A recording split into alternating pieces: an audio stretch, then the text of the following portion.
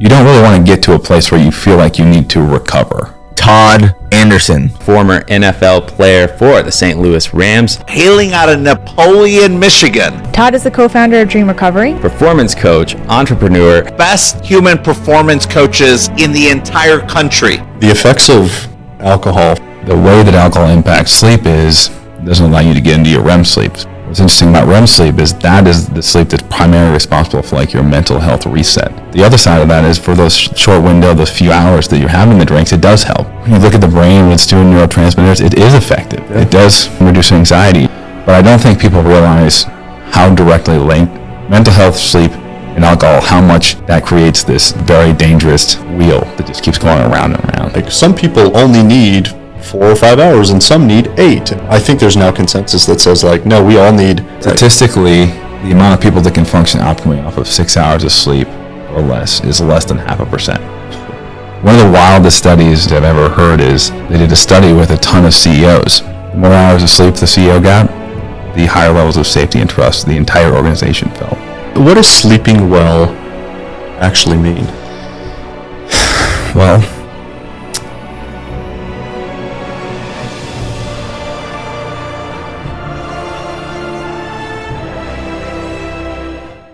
Todd Anderson, welcome to the Rollercoaster Podcast. Thanks for having me. I appreciate you being here, man. We bumped into each other yesterday, 2 days ago. Yeah, 2 days ago. 2 days ago. Yep. You were in studio with some friends doing a podcast, and when you walked out of the studio, I just saw this man. And I thought he was sent down from God. You know, like it's like the biggest compliment I've gotten in a long time when you said that. He's so for those listening, not watching, which I know is the majority of you. If you've ever seen the movie or the show Reacher, okay, I haven't seen it, so I still don't know what you're talking about. Okay, so like you'll know, and you will watch it, I promise, because it's like one of the best ever. I got a flight, so he's known for being, you know, like just this 6'4" specimen of a human. And this is what Todd Anderson looks like. For those who appreciate it. That's the closest reference I can share. I did grow up, you know, I grew up as a pretty overweight kid, so I still have that. I have that picture in the mirror when I look. So appreciate it. Any affirmation is good for me. You got it, man.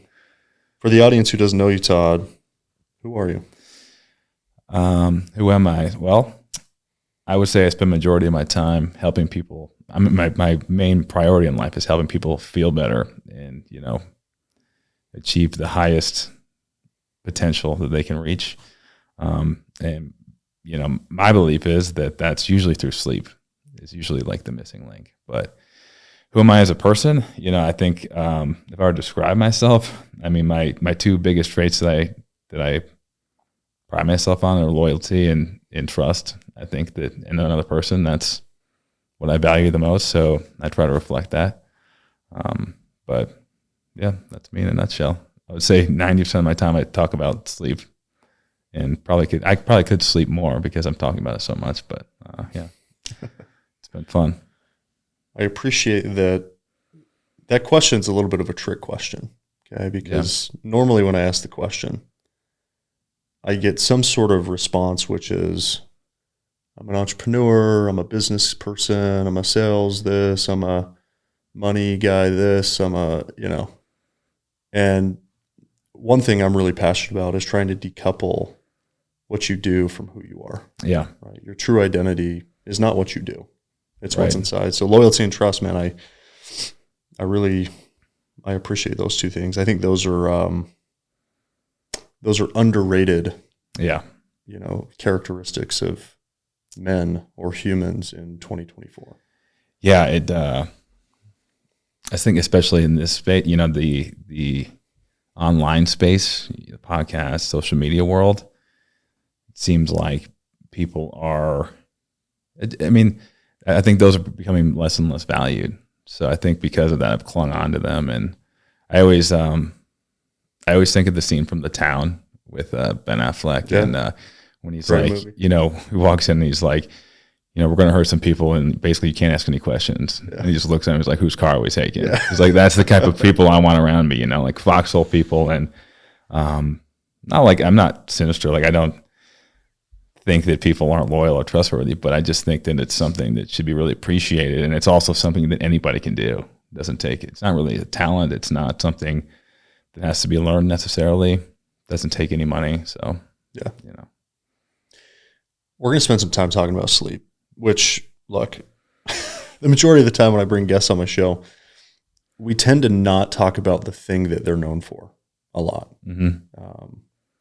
We tend to talk about things that are probably unique for the guest to talk about, right? Past traumas, past insecurities, how you sort of climb back out of those things, right? But the reason I want to talk about sleep is because sleep and recovery, let's say the recovery category, is a category that, to me, I personally care a lot about. I was one of the first cryotherapy saunas in all of Arizona. I owned it. Nice. It was our own brand called Cold Front Cryo. That what year was that? This was 2016. Okay, yeah. So this was, coming up on 10 years ago when we launched that. We sold that business in 2019, so about 3.5 years later, to a big group fitness concept called Fit Body Bootcamp. Oh yeah, I know Fit Body. And but dude, I am a huge advocate of cold therapy, and it's really cool to see that it's become mainstream, right? Because in 2016 it wasn't. And by the way, I was doing it 10 years before that. So flashback to 2009, 2010. That's when I started doing ice baths. And yeah, it's been cool. I mean, in some sense, I don't want to say annoying, but it's like such a thing now that if you talk about it, you're like, people kind of roll their eyes. But yeah, it's been cool. It's also been cool, the evolution of all the data and the science, because I think like when I was playing football, 2007 to like 2012, we would do it, but we didn't really know like what we were doing or why we were doing it. We knew we felt better. Yeah. And then that study came out about basically blunting like the anabolic response post-workout. And that was like 2012, I want to say, the initial, or maybe 2010. And then so you have this one study showing like ice baths could hinder recovery and muscle growth coming out. So then I was all, what are we doing? Why are we doing it? But now, okay, we kind of have an idea what's going on, why it's going on, and people are really bought in, which is awesome. Yeah. And I also think the experience part of it, which is a whole different thing. So sometimes I'll go talk to like companies or corporations, and then I incorporate cold plunge in the speech I'm giving. It's majority on sleep, but I'll talk about protocols, and then we surprise them. Like afterwards, I'll be at the end of the speech, I'll be like, we actually have cold plunges today. And everybody gets in. And it's funny because it's really cool to watch people who are on a team, but not necessarily a chosen team. It's like a work-related team, and how much they bond over the process of 20 minutes just by going through that adversity. It's wild to watch. But I think it's really cool because I think when they step back in the office, it has a substantial impact. And so when people are doing that, like to have fun now, I think the relationships are growing to an even deeper level. 100%. You talked about a protocol. There's probably, I'd love to get your perspective on just the idea of recovery in general, right? There's so many different modalities that would fit into that bucket. Mm-hmm. What are the ones that for you seem to have the best research around them and the ones that work the best for you? Yeah, I mean, I always obviously I'm going to say sleep, because I do think that like number one, top of the list. I don't think it's not even like the same ballpark. Yeah. It's the only thing that's, we can only go a few days without sleep. You can go a month without food, but sleep is one of those things that go forever without a cold plunge, man. Right. Exactly. A lot of people never do. In Arizona, you go forever without being cold compared to Michigan. But, I think that the way I view it is I do really view sleep as this, thing that's on a pedestal, and anything from a recovery perspective is almost meant to support sleep in a way, or at least not hinder it, not get in the way of it. But I think that, honestly, the one thing with recovery is, as much as we talk about recovery, I think preparation is probably a better word, and not by like, I just think that when people are proactive and they're planning with sleep, cold sauna, and they have this routine and they're really prepped for something, there's less of a need for like this reactive recovery. It's more of like a maintenance. Like, how do I keep myself functioning at the highest level? So I guess, you know, and we do work with quite a few athletes, me and my wife, especially in the swim space. You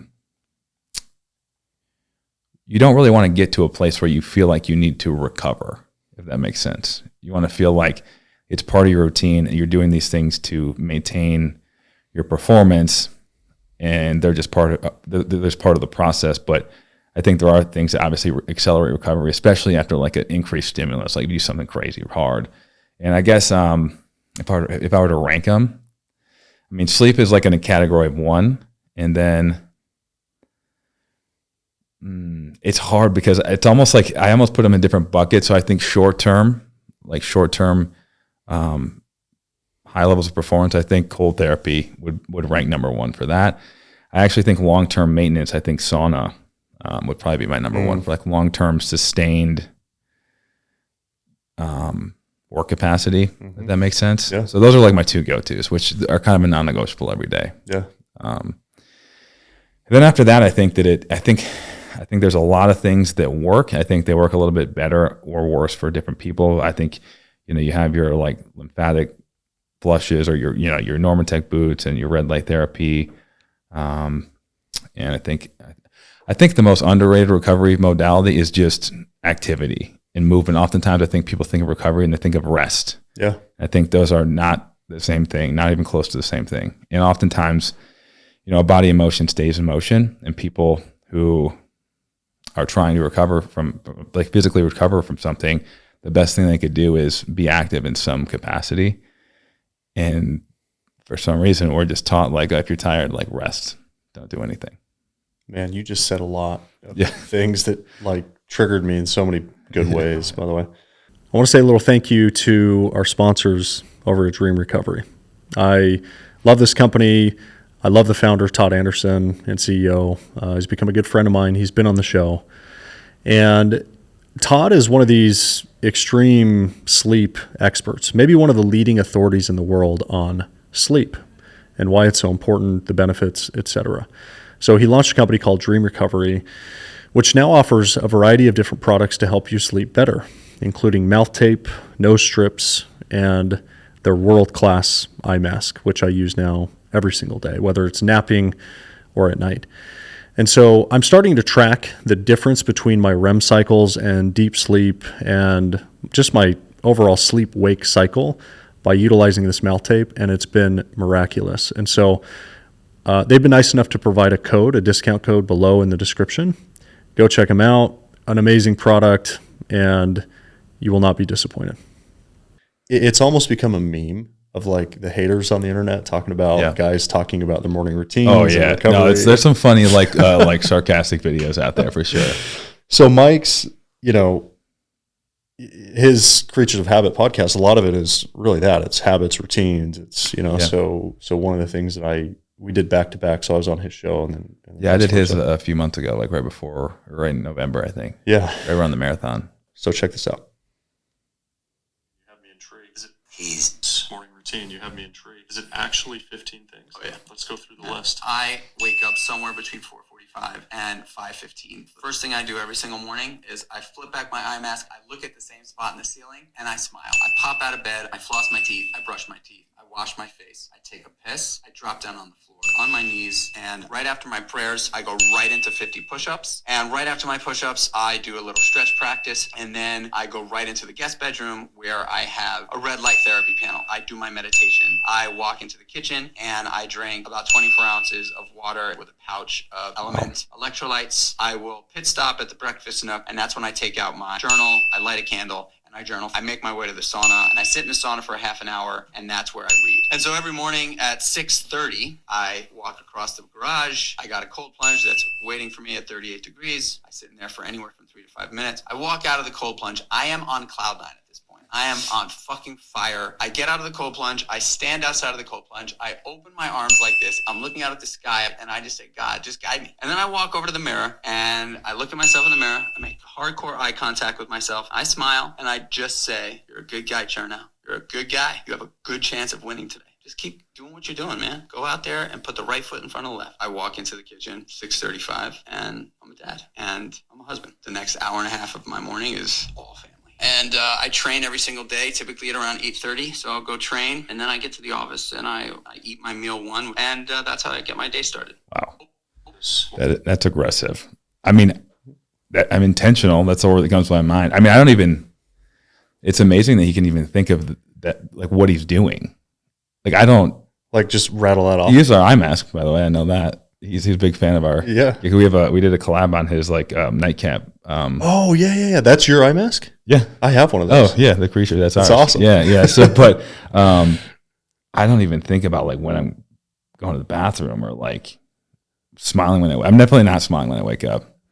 But I think like in this culture, or just the idea of a morning routine and night routine, I think they're like really positive things, right? But I think adaptability and variance, like our body responds really well to like variance and having to like learn new things and be adaptable in different situations, especially from like a brain perspective. So the only thing, like I don't think I'm like that because I don't like to be super rigid. I do like to kind of feel like free. I don't function well on a very rigid, regimented plan. I intentionally leave like big gaps of time for myself. Like if I know I have to get a certain amount of things done, I would rather be like, okay, this is the list for today, or 4 or 5 things.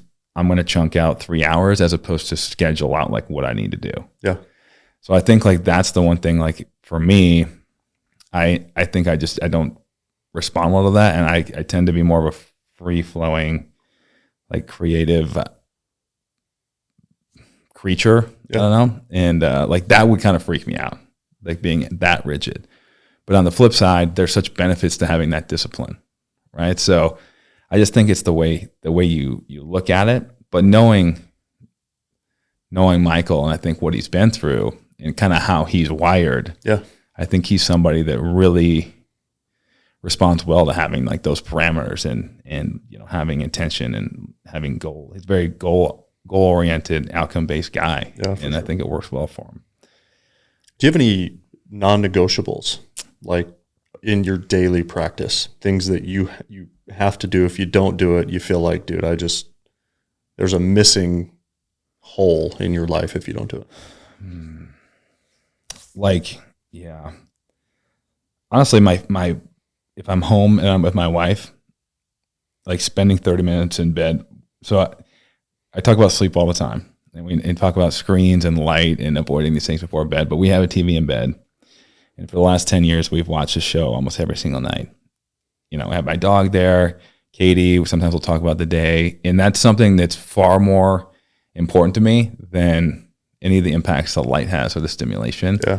And so like that time is one of my favorite times of my life. Just having that time together.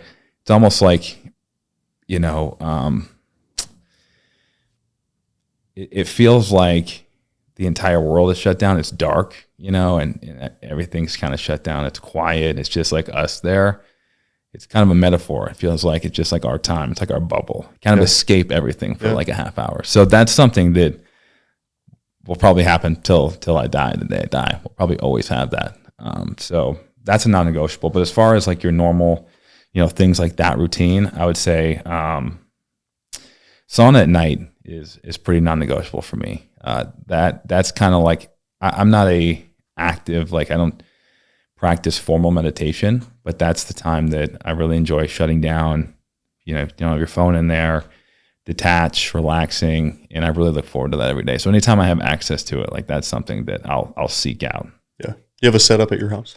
Yeah. So we have, our backyard is kind of set up for, I love like having people over to do that stuff. So we have, we have like 4 cold plunges, hot tub. We have a barrel sauna, red light therapy, Normatec boots, kind of have the whole, that's cool, like outdoor space and fireplace. And it's really cool stuff. That's literally the reason we picked this house. It's just to have like this outdoor space. So we have like a sauna guest book and Polaroid. So like every person that comes over, you take a Polaroid and you sign, you put like name, temperature, how long we went in, like any notes on it. So it's cool. Like it's this giant leather bound book, and it's wild just after a year how many names are in there, and it's really fun. But Katie gets mad sometimes because like it'll be a random Tuesday and someone will knock on the door and I'll be like, I forgot to tell you, like, there's like 7 people coming over to Sauna and cold plunge.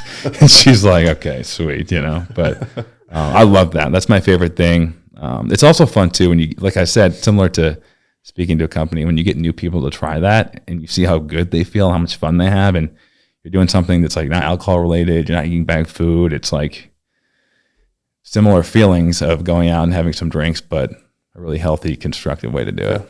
You know what I loved about what you said? You know, this shift in mindset for me was really powerful, and I want to make sure that the audience heard it loud and clear, right? Which is, recovery is not a reaction game. Yeah. It is a proactive game, right? Yeah. It's and what's the word you use? It's a preparation game. Yeah. Right. So, you know, I think a lot of times we do think, you know, I go beat myself up. I work hard throughout the day. I work out. I go to work. I'm with the kids. I'm beat down. I'm tired. Therefore, the next step is to recover. It's to sleep. It's to sauna. It's to do these kind of things. But if you think about it as a preparation thing, that mind frame is really powerful. And the example that I think about, Todd, is the effects of alcohol, for example. Okay, this is a choice. Mm-hmm. If you're going to go out and drink, that's a choice that you have to make. Yep. Teach their own. You go out and have one drink, for example. The next morning, it is proven that your body battery will not go above about 25% of 100% capacity. Yeah. And tons of Whoop and Aura and these, you know, they've talked about this. I've tracked this. I've measured this. I've had friends that have measured this. The effects of one drink of alcohol are insane when it comes to your ability to recover. Yeah. So if you think about it as a preparation, proactive thing, it's like, okay, when you're faced with that decision, what do I do? Well, if you have the data and you believe that that data is real, and you believe that if I go have a drink or 10, the next day is going to literally be ineffective. Yeah, right? I mean, you're just taking from that next day's battery. You're just pulling hijacking it. You're pulling it. But I mean, alcohol, the other interesting thing with alcohol is the reason why people turn to alcohol oftentimes are, you know, they potentially are under emotional distress. They're dealing with things. They're compartmentalizing things. But the way that alcohol impacts sleep is it doesn't allow you to get into your REM sleep specifically. Yeah. So what's interesting about REM sleep is that is the sleep that's primarily responsible for like your mental health reset. You know, that's what dictates your mood stability, has a massive impact on depression, you know, depression-like symptoms, anxiety. And so a lot of times the reason why people turn towards alcohol, those reasons are exaggerated because when they drink, it's actually eliminating the type of sleep that's most impactful to help the issues that they're dealing with. Yeah. And so it just becomes this revolving door. And it's really hard to get off that train because, you know, you wake up and the feelings that you would normally have dealing with whatever's going on in your life are exaggerated because you're missing out on that specific part of sleep because of the alcohol. And it's really easy just to cope again, because the other side of that is for that short window, those few hours that you're having the drinks, it does help, right? Yeah. Like when you look at the brain, when it's doing neurotransmitters, it is effective. Yeah. It does, you know, it makes you feel better. It can reduce anxiety and calms you. Yeah. Exactly. So I understand why people do that, but I don't think people realize how directly linked mental health, sleep, and alcohol, how much that creates this very dangerous wheel that just keeps going around and around. Yeah. Yeah, really well said. Okay, we've talked about cold. You know, I'll highlight some of the benefits of cold, and then I would love you to highlight some of the benefits of sauna, specifically as it pertains to longevity. Dr. Rhonda Patrick has talked a lot about this on Rogan, right? Those studies are like incredible, mind-blowing, right? Incredible. The cool thing with sauna too, though, is like even cold is like is hard, right? Yeah. Most people, it's not really an enjoyable experience in the moment. Yeah. And sleep is similar. I put sleep and sauna in this category because I think they're some of the few things that have a really positive impact on your health, wellness, longevity that are relatively enjoyable. Yeah. Like you can go into sauna, you don't have to kill yourself in there. You don't have to be in pain cave, even though everybody likes to do that. But you can have these unbelievable benefits and have something that you look forward to, which is actually really, really rare. You know, it's hard to eat well. It's cold is hard. Working out is hard. You know, our body is meant to resist some of this stuff. It takes a lot of effort. But I think that sauna and sleep are two things that can kind of prep yourself. Like when you talk about compliance and following through with goals, those are two things that don't take a lot of willpower to start doing. If anything, it's the opposite. People look forward to doing them, but they can create a lot of momentum. I think momentum is the name of the game when it comes to achieving any goal. Yeah. You get that ball rolling and you can do anything. Yeah. But I think when people try to start something new, the first thing they do is like, I'm going to wake up early and work out. Yeah. I'm going to try to do this diet that's really strict, 75 hard, for example. Yeah. And I think that, let's start with the things that you can attain and get the ball rolling. Yeah. And then I get it. Like going after big goals and having discipline, there's huge value in that. I'm not saying those things are bad, but for someone that's struggling to follow through, I think that's a much, much better place to start than this drastic change that has a low percentage of you actually completing it. Yeah. But then on the flip side, I battle mentally because also I'm a big proponent of doing things that really challenge you. And then if you're able, so in January, I ran 7 miles every single day. Every day of the month, I ran 7 miles and I ran a marathon and then ran 7 miles the day after the marathon, first marathon I've ever run. And I learned a lot. And I learned that if you really dedicate yourself to something, when it becomes a non-negotiable, it actually becomes really easy. It was easier to run. It'd be easier for me to run 7 miles every day than run 5 days a week because I have that, I can negotiate with, well, maybe this is the day I don't do it. Yeah. You have 2 days. Yeah. You can take off. One day, so I did that and I was accountable. I had my friend James who did it with me and Ken Rideout. So those are the two guys that were doing it with me. One day, it was a Saturday, I remember. My day got crazy. So I woke up at 4:45. We did this little video shoot running across the bridge. So we had to catch the sunset or a sunrise. And so woke up at 4:45. We did these video shoots, came back, did this CrossFit workout at HW in Nashville. After that, me and my wife did a podcast together. Ended up going super long. It was 3 hours. So we had to go right from there to this birthday dinner for our friend Ty. Went to this birthday dinner. Did not plan this day. The day fell apart. Got done with the dinner at 10:15. Got home, drove to the gym, and got on the treadmill for 7 miles at 10:45 at night. So beat the midnight clock, basically. Yeah. But it was one of the easier things I did because I was accountable to people I cared about. And also it was a non-negotiable, I'm getting 7 miles every single day, no matter what. And as dumb as it was, I'm not saying this to try to be oh, I'm tough. It was just I think that when you tell yourself you're going to do something and there's your mind does not waver 1 inch, you can do some pretty wild things. And me going there, I was tired. Yes. Did I want to go? No, but it wasn't a huge, it didn't take a huge effort to get there because it was just something I knew I was going to do. Yeah. External accountability is incredibly powerful. Internal accountability is it's another level, right? So when you can stack those proofs as well, which is when I look in the mirror and tell myself I'm going to do something, and you do it, and then you do the second thing and the third thing, and you create consistency around doing the thing that you say you're going to do to yourself. It's dude, that's the ultimate sign of strength and when nobody's watching ability. Too. Yeah. But I do think it's good though too, people to leverage external accountability. There will be times I think that this is going to be a challenge. Yeah. And I can use all the help I can get. And it's okay. And a lot of times it's a positive thing. I think it can make it more enjoyable, and you could probably pull someone along for the journey. Yeah. You can do if something's really good for you or it's going to be an amazing experience, you might convince other people to do it with you, which is a great form of accountability on yourself, but also for them. So, I think that, almost viewing those, like you said, as tools and different, but not necessarily one being better than the other. Obviously internal is more profound and powerful, but I think that using external accountability in a positive way can be really useful. And a lot of people don't really talk about it that much, I don't think. Totally.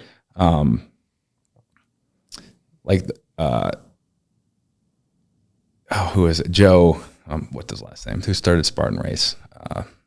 He always talks, he has this 10-step process because he's seen so many people fail, and he always talks about the first thing is to publicly announce your goal. Yeah. Because he talks about like there'll be a point where you're at a low and it's gonna be really hard to follow through. And It's that's like I gonna told pull the you. world I was Exactly. going to do this. Yeah, Which I've done that with a few things, and it definitely works. for sure. I was talking to Nick Bear about that too. Some days, because he's a savage with running. Yeah, And he'll admit, like, some days, he knows that people are just waiting for him to post his a video, watch, right. post his watch Oh, and his yeah. mileage yeah, and his pace. So that Totally. motivates him to do stuff. So I think sometimes it's like, it doesn't matter necessarily how you get it done. It just matters that you get it done. yeah. There's like, man, I mean, I think we're talking about public accountability now, which is I told my audience, for example, I was going to do a thing. Right, you messed that up, and there's a lot on the line, right? Yeah. To like not doing the thing you say you're going to do to the world, but there's also like levels of one-on-one accountability that I want to try to unpack with you, right? So, people that know me really well know I'm a super disciplined person, right? Mm-hmm. I never had a health or fitness coach. Like I never hired a health or fitness coach, and 2-3 months ago, I hired Adam and Justin from Earn It All. Yep. Right? You were just on their podcast. Yep.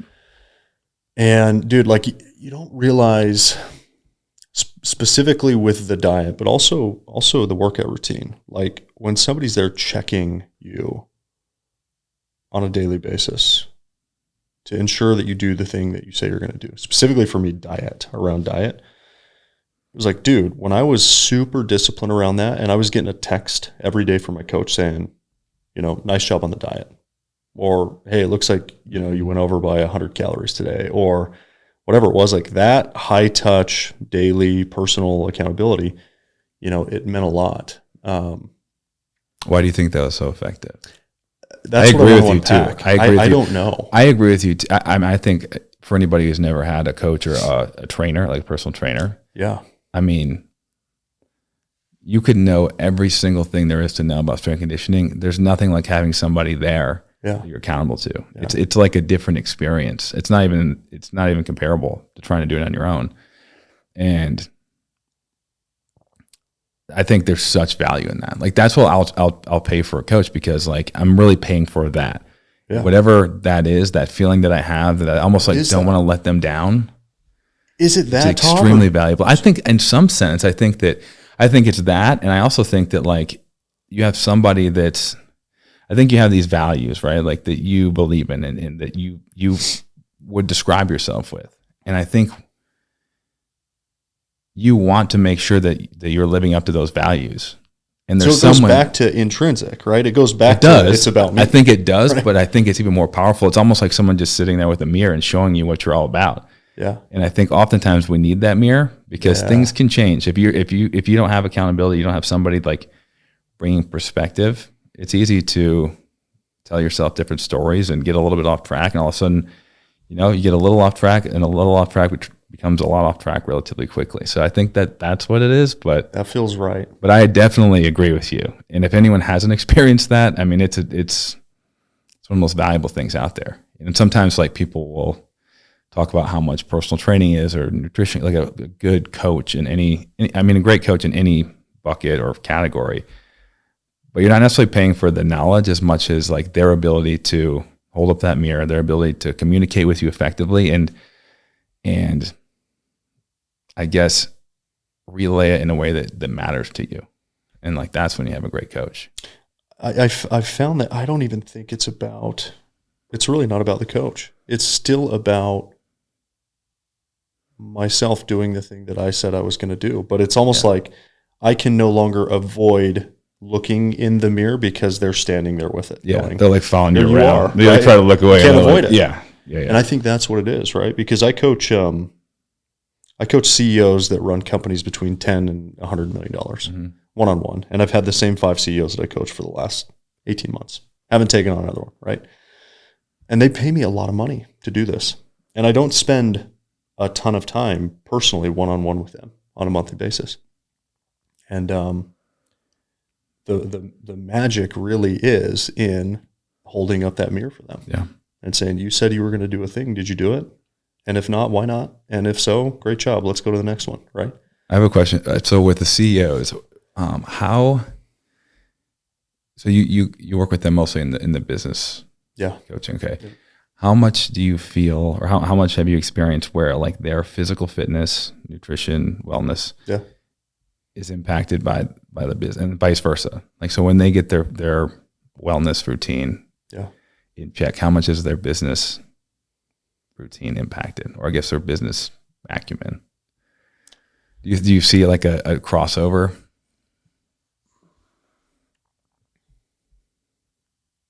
And the reason I ask that is because when like I said, I've struggled, I struggled with my weight growing up, and after I got into football, I struggled with really taking care of myself for a little bit, and I felt I always wanted to start business and run. I had all these different ideas, but unless I overcame like my physical insecurities and feeling like my physical reflected the values that I'm talking about, until I got that in check, I don't think I could have had the confidence and pursued the business world at the same level. So that's why I was asking that question. I want to be really thoughtful about how I answer this.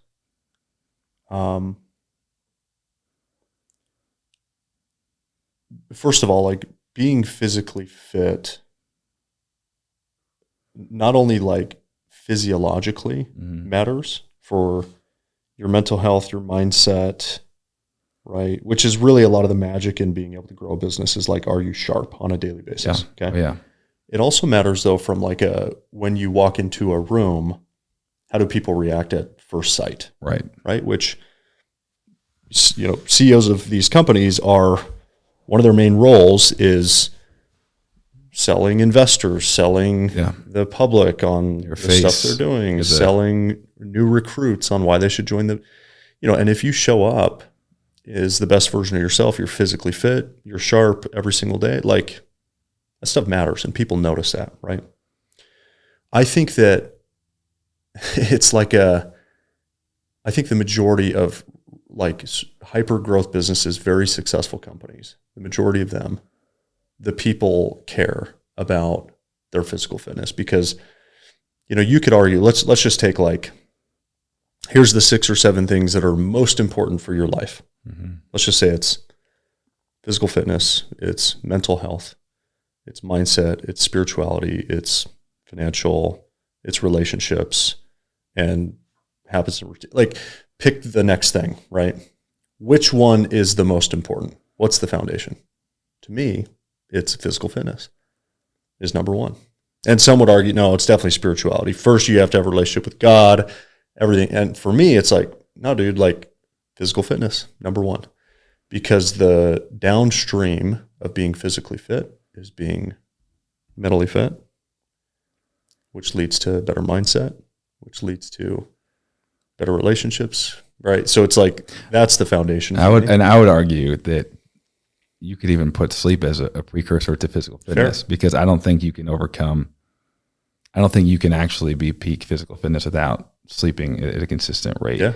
One of the wildest studies, I think one of the most interesting studies I've ever heard is they did a study with a ton of CEOs, and there was a direct correlation between the number of hours the CEO got and the safety and trust that the employees felt. A direct correlation. Hours of sleep. The more hours of sleep the CEO got, the higher levels of safety and trust the entire organization felt, which is insanely powerful. But it makes sense because what's weird about sleep is they did this study where they took people and they only slept 2, 4, 6, or 8 hours consistently over days. Well, they were in bed 2, 4, 6, or 8 hours.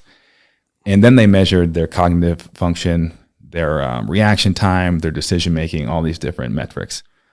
And as you could guess, the less they slept, the worse their decisions got. And every day that went on, the worse and worse their decision-making got, right? So the longer you're chronically underslept, the worse your decision-making abilities get, your cognitive function gets. But what's interesting is, after a while, the thing that changes is your perception of your decision-making. So you start to perceive that you feel okay, and you don't think that you're actually making bad decisions. You don't actually think that you're affected. The first couple of days, you're like, I'm not feeling at my peak. I'm not feeling that great. I'm probably not doing these tests that well. After a while, you get used to it, and you actually have this skewed perception of how well you're making these decisions, of how well you're functioning at a cognitive level. And basically, you're getting cocky in a sense. Like you're losing your perception or using your perspective of how well you're doing. And I think that translates to leadership and your ability to be consistent. And, I think any great leader is very authentic. But when you're not sleeping well, you really aren't yourself because you're not making the same decisions you would if you're well slept. Okay. So you really can't be authentic because you're fighting your physiology. Fair point. What does sleeping well actually mean? Well, that's a good question. I think that could be interpreted a few ways. I guess when I'm speaking on it, I'm speaking directly from a data perspective. So the hours of sleep. And the quality, so I would say that the two biggest things we look at is the most important thing is the consistency of your bedtime and wake time. Yeah. Right. So how consistent those are 7 days a week, and then the quantity, the number of hours you're sleeping consistently. So, assuming there's no clinical issues, those are pretty good metrics to bank on. And most of the other metrics are a little irrelevant, especially this day and age with tracking, because if there's nothing clinical going on and you're sleeping a good amount of hours and you're consistent in your bedtime and wake time, everything else kind of falls in place. The body usually does its thing and you'll be in a good spot. Are you familiar with the concept of polyphasic sleep cycles? Yeah. What are your thoughts on this? Do you do this? I've tried it. Do you know somebody? What was their schedule like? It was 4 total hours broken into 8 30-minute sessions throughout a 24-hour period of time. So basically 8 30-minute naps that equated to 4 hours in a 24-hour period. And how long did they do that for? A month, and then did not sustain. Yeah. So, so like the thing is with sleep, and I did it for like 5 days and was wrecked. Right. Yeah. So sleep cycles, the average sleep cycle, especially the first sleep cycle, is about 90 minutes. And sleep is all about the proportions of the different stages of sleep. So there's your non-REM sleep stages 1 through 3, which also includes your deep sleep, your slow wave sleep. Yeah. That's like your physical regeneration sleep. It's also the sleep where it flushes all these proteins like beta amyloids that cause dementia and Alzheimer's, all that. But then you have your REM sleep, which is, like I said, that's like your mental reset. And the REM sleep gets more and more often the second half of the night. And that slow wave sleep and your non-REM sleep is more often the first half of the night. Yeah. So the problem is when you're only sleeping 30 minutes at a time, you're never getting through a full sleep cycle. You're going to have very little REM sleep. And you're not going to have the right proportions of these different sleep cycles. It's very similar to a band. It's like having the right proportions of like the vocals, the guitar, the drums. And you need to have this full spectrum because they all play a different role in the body. Yeah. And you can't make up for, lack of guitar with more drums. Yeah. Right? Like it just doesn't work like that. They're different. Similar with sleep cycles. So when you have, short chunks of sleep, as much as it's just sleep, it's really, these different stages and making sure you're getting them all. And it's nearly impossible to do with that small amount of sleep at one time. Yeah. And you look from an evolutionary perspective, like with the sun, darkness, the entire night, it makes sense. Like that's designed to be this way. Yeah. That's how our brain is meant to be. Yeah. So, and that's sort of like the sleep-wake cycle studies, right? So, not all sleep is created equal, obviously, right? And some days, for people who use sleep trackers, and I've used them before, I don't wear a Whoop or an Oura Ring or anything. I don't wear an Apple Watch. I wear a Whoop. I've worn a Whoop for, a while, 6 years or so. Yeah. They're doing incredible things. Like their head of science is incredible. Yeah.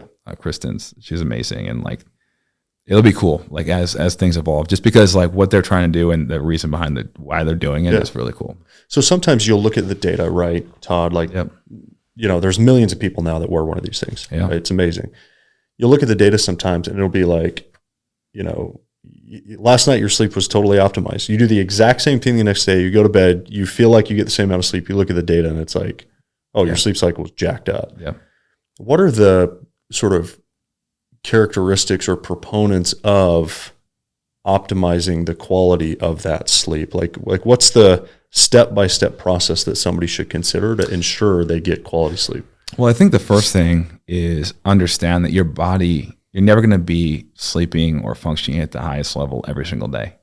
So with a lot of these trackers, they give this score, which is really useful because it's easy to interpret. But like on Whoop, for example, you have like your red, your yellow, and your green.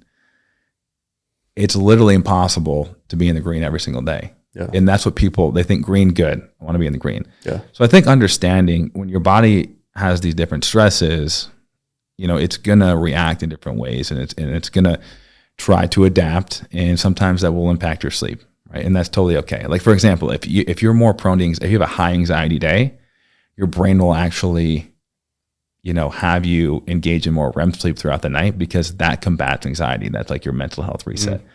Or for example, like women are just physiologically more prone to higher anxiety, and they actually get slightly more REM sleep, and we think that's to combat the anxiety. So your body is very smart. So I think, the biggest thing more than any of these steps is people's mindset surrounding sleep. Oftentimes, like if they get too worried about it, like, you're not going to stress your way into sleeping better.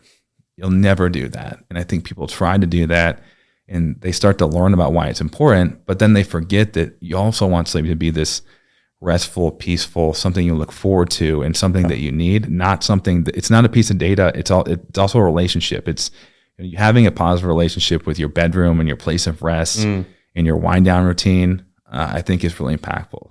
But if I were to say one thing, it's just stress management as a whole. It's nearly impossible to be extremely stressed throughout the day, right? Just high levels of stress, and then transition and boom, fall asleep. It's almost impossible. So you have to look at your stress and how you're managing your stress throughout the entire day, because that's going to have a huge impact on your sleep. Not only you falling asleep, but also the actual quality of sleep in the night. Yeah. Because we are not binary beings. A day is 24 hours. It's not, it's not 8 hours separated from the hours you're asleep. It's one giant continuum, and those effects of the stress throughout the day aren't just going to stop as soon as the lights shut off. Yeah. So I think that people don't realize that, but people can combat that. There's tons of things. A lot of people actually think they have sleep issues, but it's really, more of a stress management. And a lot of times it actually is one of the things that prompts people we work with to, going to therapy and seeking help, because they'll wake up and they're thinking about the same thing over and over again, and they have all these ruminating thoughts and beat themselves up over certain things. Well, that has nothing to do with your sleep. That has everything to do with whatever that thing is that you can't get your mind off of. Well said. So you started a company. Yes. Dream Recovery. Yeah. And I think the company is predominantly focused around sleep, right? Yeah. So, and you have a product that is often compared to another product, which I think is called hostage tape. Yes. Right. Yep. It probably makes you sick when you hear those words. Maybe not. I don't know. Well, it's aggressive. It's an aggressive name. Let's talk about what, so I was on a motorcycle trip with some friends. I don't know, 6 or 8 months ago. Mm-hmm. And we were planning on camping throughout this trip. But one night we got rained out hard. And so we were on our bikes, literally 10 p.m. It's pouring rain. Not ideal conditions to be like, in the backcountry riding bikes. Yep. We find a hotel. We get in the hotel, 2 queen beds, 4 of us, right? And my buddy's like, hey, I want all of you to wear this tape over your mouth, because I don't want anyone like snoring too crazy, and you guys will sleep a lot better if you do it. I'm like, dude, what? Like tape on my mouth? I have a beard. Is it even going to work? Yeah. So he pulls out this hostage tape, right, which is one of your competitors, and I throw this thing on my mouth. I felt like I had one of the best nights of sleep that I've ever had. And in fact, there was a guy in there who, one of our buddies, refused to use it and snored like crazy. And some of the others heard him. I did not hear him at all. Like, I was like in another planet, and I wasn't tracking it. So I don't know where my levels were. It was probably off the charts. I just felt amazing. So I'm a believer in this stuff. I don't use it frequently. In fact, that was the only time I've ever used it. And I think back to that every once in a while. I'm like, dude, why don't I use this stuff? I should be using this stuff. Yeah. So what is this product? What's the science behind, covering your mouth with tape while you sleep? And what's sort of your vision for where you take this thing? Yeah. So I had the exact same experience, and that's why we came up with Dream Tape. That's what we call it. Dream Tape is, sounds a little nicer than hostage tape. Well, so I've used their stuff, and I've talked to people about it. And honestly, that also was a motivator for, coming out with something, just because people did not like the sound of it, the branding and kind of like what it represents in a way. Yeah. And especially with everything going on right now, that, I didn't feel great recommending it, if that makes sense. Yeah. But Yeah, so I had the exact same experience. So about 3 years ago, I started using mouth tape. I think everybody kind of starts off with buying some cheap one off Amazon or something. And I always say the first night I did it, my wife had a late flight home. She came in at like midnight, and I had my mouth tape, and she was like, "This was before it was like a thing." It was like 3 or 4 years ago. She was like, "What is happening?" Someone kidnapped. Yeah. Am I held hostage?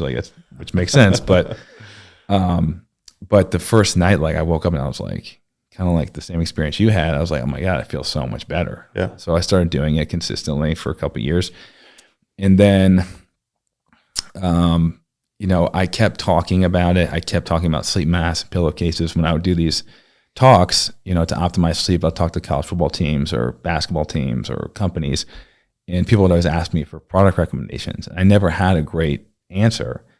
And then I met my partners, and we're like, why don't we just do this? I mean, there's tons of opportunity. Nobody's really doing it with the best possible materials, which is really what we're trying to do, is like use the safest, best adhesives, best materials of silk. And we use bamboo silk for the tape, and just the safest thing. It's on your face for 8 hours.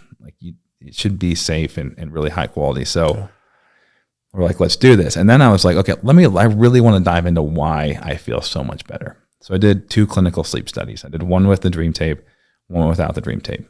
Without the Dream Tape, I stopped breathing. I had 86 disturbances, stopped breathing 86 times throughout the night. Diagnosed with moderate sleep apnea. They wanted to put me on a CPAP. The doc was like, if you weren't doing this for the reason you're doing it, I would recommend a CPAP. That would probably be the next step. Do you have a history of poor sleep before Sleep that? great. Really? I thought I slept great. Yeah. But then when I used the tape, I started sleeping so much better. So Yeah. I thought I was awesome. Yeah. Slept 8 hours, as an athlete, no red flags. Yeah. Didn't snore, but I definitely slept with my mouth open. I didn't realize it. And so I do the sleep study with the mouth tape, 8 disturbances the entire night. My REM sleep was up 25%, deep sleep up 25%. Like everything was perfect. The doc was like, everything is as good as it could be. So, I was breathing out of my mouth, and I just wasn't in an efficient nervous system state. The tape is a reminder to breathe through your nose. And the more and more we learn about nasal breathing, the more we learn how powerful it is for putting our nervous system in the most relaxed, efficient state, especially to breathe.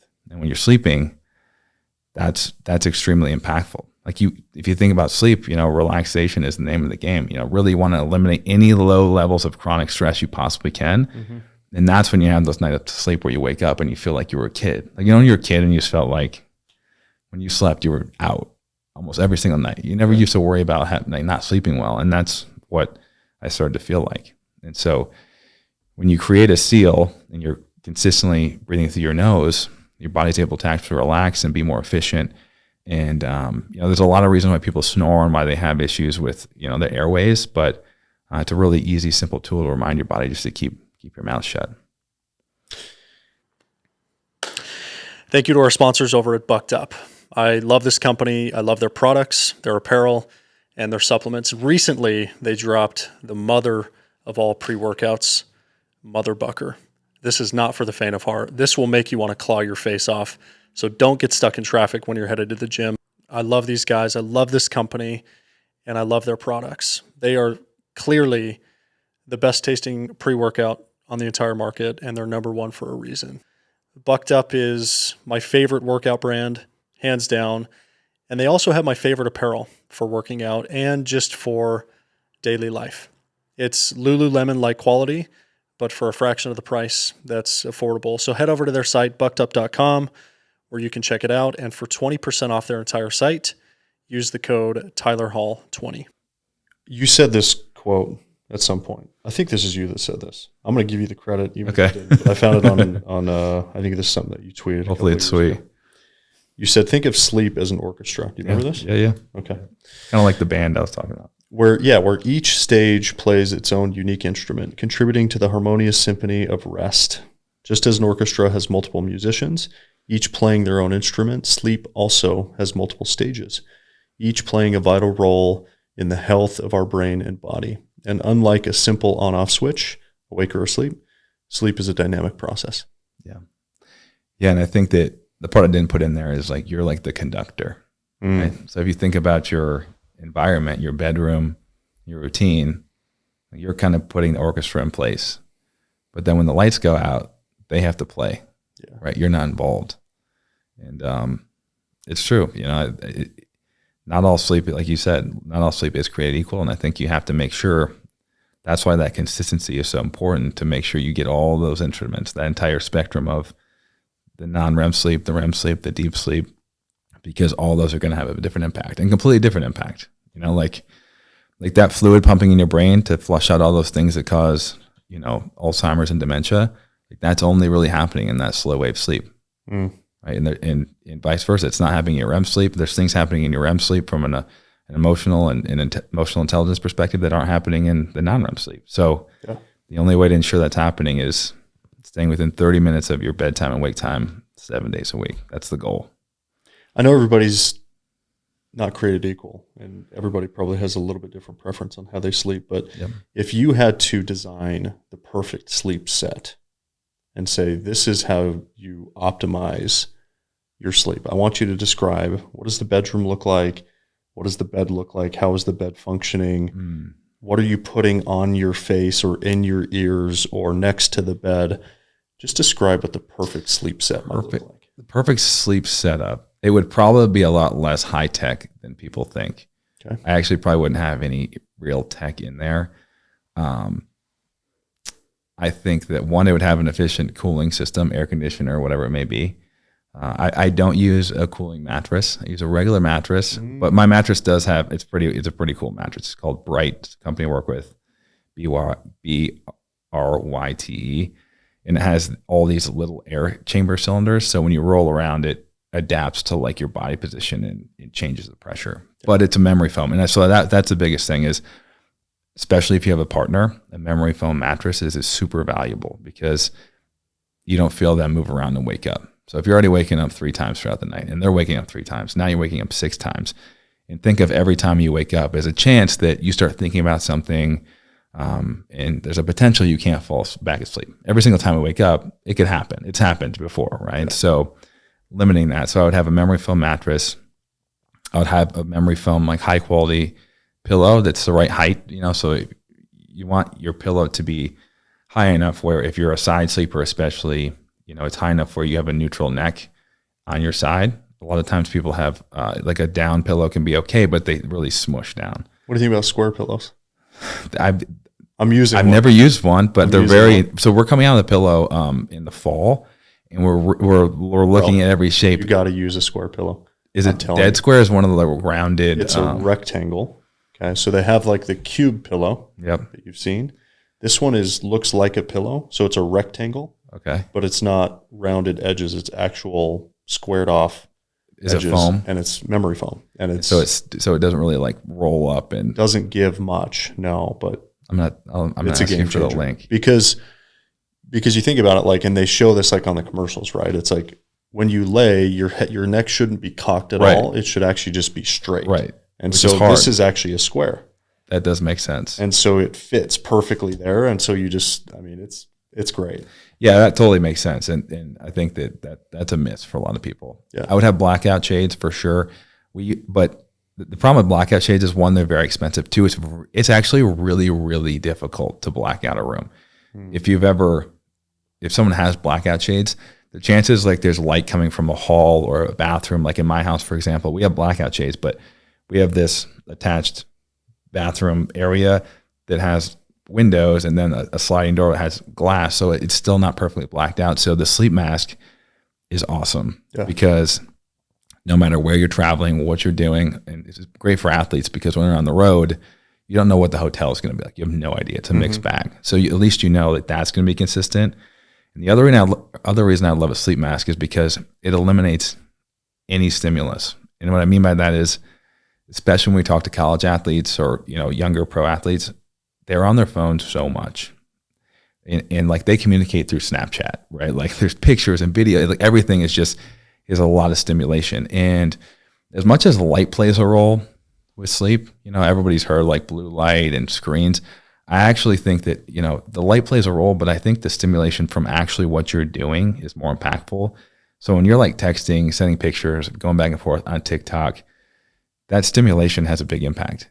The sleep mask puts an end to that. Like you're committing to going to sleep. And a lot of times people don't really fully commit. They have the TV on, they do have their phone right there, and they kind of just scroll until they pass out.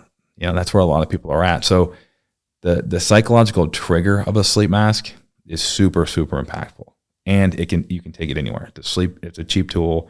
You can take wherever you go, and you'd be shocked after about a week of using a sleep mask, because a sleep mask has always been pinned as like this kind of fluffy beauty product. A week after using a sleep mask, like when you get used to it, you're like, I don't know how I lived without it. Yeah. And now you're kind of tied to it forever. But that's one of those things that I think, people think, oh, sleep mask, they're all created equally. No, totally not true. Because I have like 5 of them. Yeah. One of them's yours, by the way. Oh, sweet. It's the Chernow collab one, okay, right? Which I think is the same. Is that the same one that you sell? It is. We have we tweaked the silk a little bit. It's a little even nicer, and then we have a different version that I use that has like the cutout eyes. I wear contacts, and I don't know what it is, but just having the pressure on my eyes it dries them out for whatever reason. So that's the one I use. But no, they're definitely not. They're not created equal. The ones silk, like you get like on an international flight, bad, that are super thin. Yeah, silk is the name of the game for a sleep mask, just because silk is a natural material, and it's made from worms, right? It's a very dense material. It doesn't absorb moisture. So almost any other material is going to absorb the moisture and like the oils from your face, but that's what kind of makes you feel cooler, right? So like when you sweat, that moisture makes you cool off. Yeah. Same thing with your face. So from a cooling perspective, and then also just a skin health perspective, when your mask is absorbing that and it's not silk, it's not going to be as comfortable, and you're not probably going to sleep as well. So that's like, we were like, literally, we're looking to make the mask. We were like, give us the best possible silk. Cost is irrelevant. And we don't make great margins on the sleep mask, but I think it's important, and we'd rather have people using them and make less margins and be the best quality out there than, using something cheaper. Yeah. That's kind of how everything is, honestly, with our stuff. Like, I'm sure other companies make a little better margins, but I think that it's important to us, like from a value perspective. I think it's important. Yeah. And I think eventually, like it always catches up with you one way or the other. All right, we're going to close the loop on the loop on sleep, and then we'll talk about a couple quick things. I know you've got a flight to catch, so we'll get you to the airport. But I want to show you. I want you to react to a couple more videos. Okay. Okay. There's a lot of people out there that, to say the least, their relationship with sleep is different than you and I's relationship with sleep. Okay, so I'm going to play a couple of videos. Oh, I know. I feel like I know what video you're going to play. And I would like you to. Let me ask you: Does the person you're going to play have a beard? Yeah. Okay, I know what video. I'd like you to react to this guy. Because of that. Imagine if you had text messages coming through that were $20,000 all day. Wouldn't you fucking get up early? Not who I thought it was, but it's similar. I would be up at 2:45 like I have been for fucking 16 years every day. People are like, why do you get up at 2:45? And I'm like, so that I can use the bathroom and brush my teeth and make my coffee before people are up, and I can like do my shit. There's nothing worse than getting up, having to take a shit or take a piss, and the dude's shitting or something. Damn it, dude, I fucking have to wait right now. I don't like start my morning that way. So I would just wake up early, get my coffee, sit on my rack, and enjoy the peace and quiet of the morning, which is very rare to have peace and quiet in fucking prison. That's how I did it. And then I saw Mark Wahlberg, posting that he gets up at 2:30 now. What the fuck type of competition is this, Mark? You used to get up at 4, dog. Now you're going to do 2:30. You try to beat Wes Watts. I get up at 2:15, motherfucker. Fuck it. But he gets it. He has a lot of shit to do. I have a lot of fucking shit to do.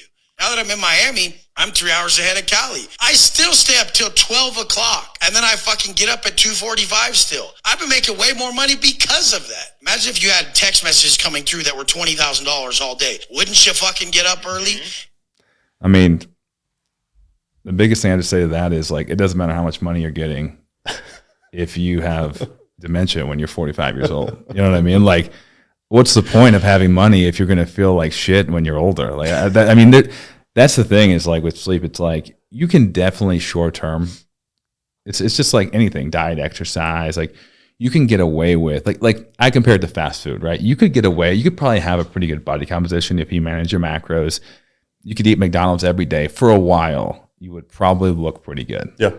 But that's going to catch up with you. Like the food quality. Sleep's one of those things too.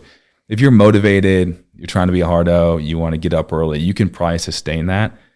Your body is going to react one way or the other. And when you see that guy when he's 50 years old, he will not be in a good place. Just statistically. Like the data doesn't lie.